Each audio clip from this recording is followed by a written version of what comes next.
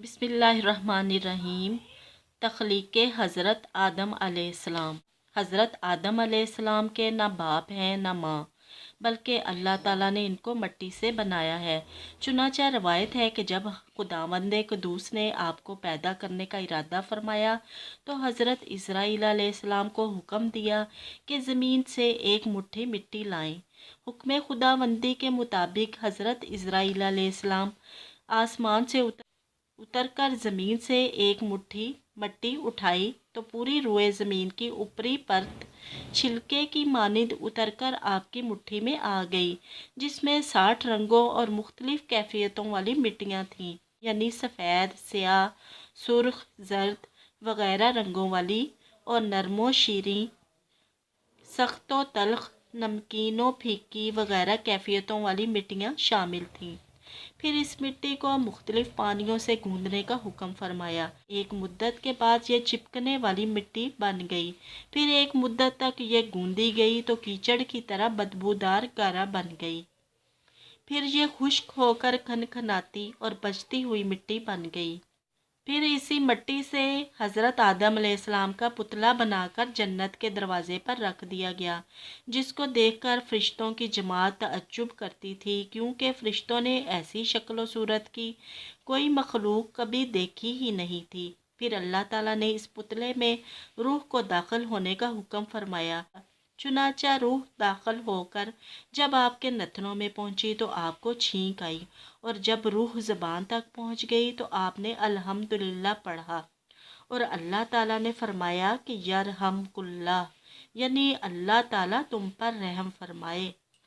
ए अबू मोहम्मद आदम अलैहिस्सलाम, मैंने तुमको अपनी हम्द ही के लिए बनाया है। फिर रफ्ता रफ्ता पूरे बदन में रूह पहुंच गई और आप जिंदा होकर उठ खड़े हो गए।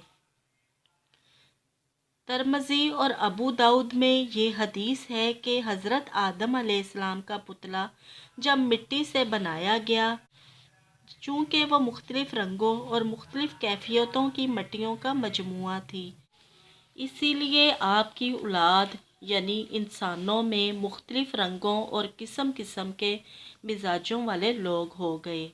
हज़रत आदम अलैहिस्सलाम की कुनियत अबू मोहम्मद या अबू अल बशर और आपका लक़ब खलीफ़ातुल्लाह है, और आप सबसे पहले अल्लाह ताला के नबी हैं। आपने 960 बरस की उम्र पाई और बावक़्ते वफ़ात आपकी औलाद की तादाद 1 लाख हो चुकी थी, जिन्होंने तरह तरह की सनतों और इमारतों से ज़मीन को आबाद किया।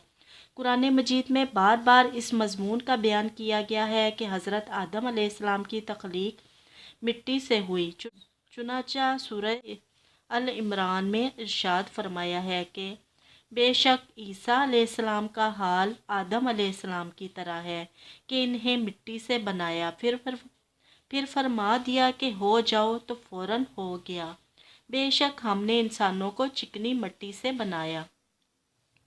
कहीं ये फरमाया कि बेशक हमने इंसान को बचती हुई मिट्टी से बनाया, जो असल में एक स्याह बदबूदार गारा थी। हज़रत हव्वा अलैहिस्सलाम, जब हज़रत आदम अलैहिस्सलाम को खुदावंद क़ुद्दूस ने बहिश्त में रहने का हुक्म दिया तो आप जन्नत में तन्हाई की वजह से कुछ मलूल हुए, तो अल्लाह ताला ने आप पर नींद का गलबा फरमा दिया और आप गहरी नींद सो गए। तो नींद ही की हालत में आपकी बाईं सबसे छोटी पसली को अल्लाह ताला ने आपके बदन से जुदा कर दिया और इस हड्डी की जगह गोश्त पैदा फरमा दिया। फिर इसी पसली की हड्डी से हज़रत हव्वा अलैहिस्सलाम को पैदा फरमा दिया।